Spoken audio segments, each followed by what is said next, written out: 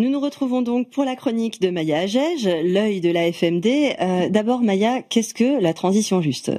Alors, Judith, la transition juste se définit comme l'ensemble des mesures permettant d'assurer que la transition écologique bénéficie à l'ensemble de la population, travailleurs et citoyens, de manière équitable et socialement juste.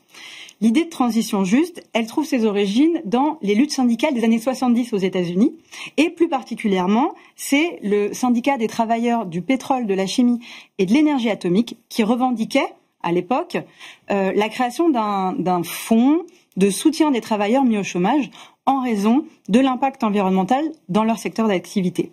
Le concept a ensuite fait son chemin, et puis en 2010, il a ressurgi, mais pas vraiment que ressurgi, mais il a été pris en main, en réalité, par l'OIT, l'Organisation internationale du travail, qui a fait un travail de définition de 2010 à 2015 de ce qu'ils appellent les principes directeurs pour une transition juste vers des économies et des sociétés écologiquement durables pour tous.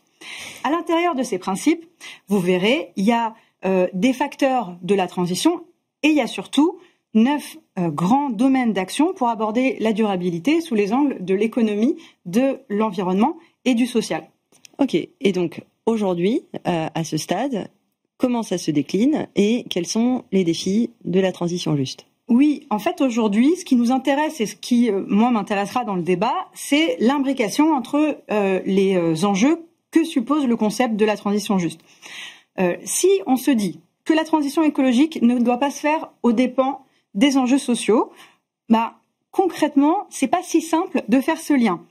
Je viens de le dire, là, ça fait 10 ans que l'OIT s'est emparé du sujet et a posé des principes, mais pour autant, il n'y a pas de responsable de la transition juste dans les entreprises, ni qu'elles soient publiques ou privées, et hormis peut-être dans quelques associations.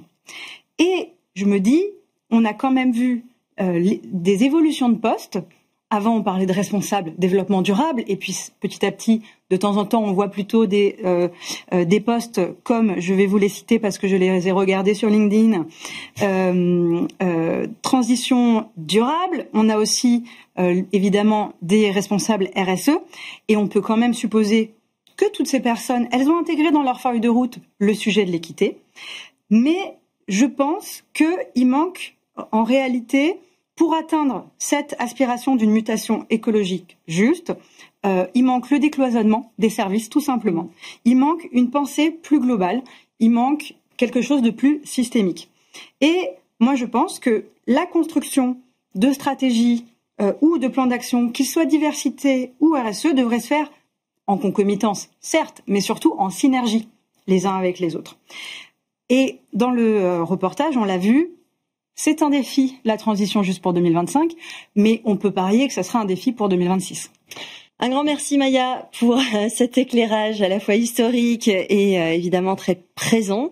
Avant d'entamer les échanges avec nos invités, je vous propose qu'on visionne ensemble le reportage que nous avons tourné lors de la journée d'ouverture de la série Semaine d'entreprise responsable et inclusive.